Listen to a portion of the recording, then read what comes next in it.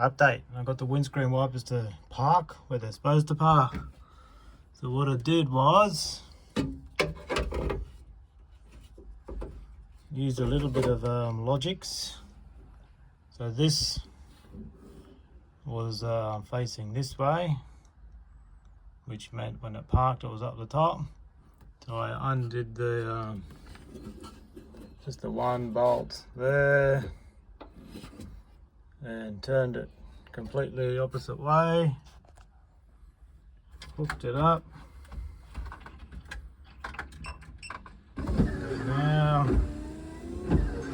turn it off, and there she goes. Try again.